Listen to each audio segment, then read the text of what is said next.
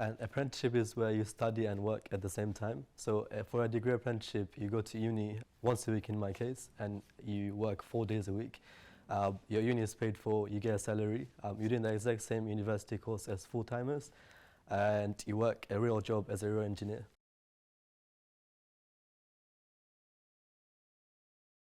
I went to the National Apprenticeship Week 2021 that was hosted by Hammersmith and Fulham Council, and as a local resident I loved the passion that they had to support residents into employment, to support residents into starting a career or changing their career, and I felt like this was a place for me.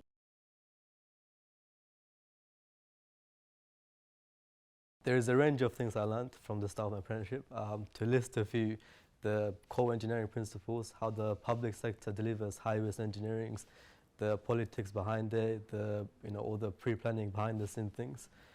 You also improve your interpersonal skills, your communication skills, your teamwork, to mention a few. When I first started, I didn't have as much confidence, and it gave me skills such as organisational skills, presentation skills, skills that I didn't have as much before starting the apprenticeship.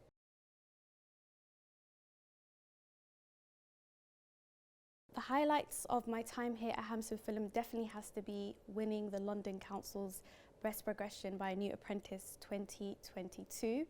That was the first apprenticeship award that we won here at Hammersmith and Fulham Council, and I was literally over the moon being able to give that to my local borough. There's been a lot of highlights in my time in H&F. To summarize, every time you complete a project, the end result is always the highlight. You put in all the work, it's a team that puts in all the effort, and then you see a beautiful outcome.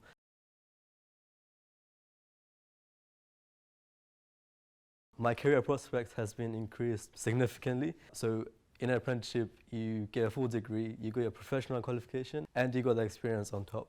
So compared to someone that has done full-time degree versus you are much more advantageous. Doing this apprenticeship definitely did increase my career prospects.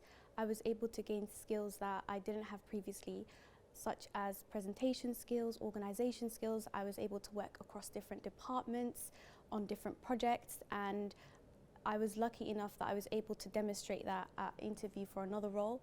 So it will give you skills that you can have for a lifetime.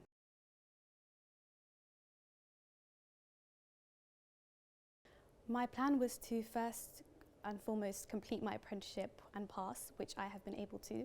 And once I completed my apprenticeship, I saw a job opportunity advertised on our internal pages, and I applied for it, and I demonstrated all the good qualities that I gained from my apprenticeship at interview. And yeah, so I was successful in that role, and luckily for me, I got to remain at H&F, which is what I always originally wanted. After my apprenticeship ends, my plans are to continue in civil engineering, most likely in the public sector, but at this time I haven't decided. I'm just into my second year, still want to experience more, decide.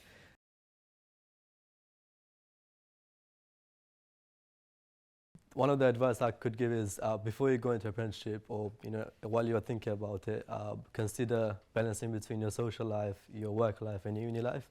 That's something I struggled with, but you get used to it, you get used to the lifestyle. I would recommend an apprenticeship to my friend, and if I were to give them a piece of advice, it would be research what an apprenticeship is, get yourself familiar with the course that you're going to be undertaking, and making sure that you are 100% committed, because apprenticeships don't complete itself. You do need to be committed to it, and yeah, if you put 100% in, then you'll get 100% back.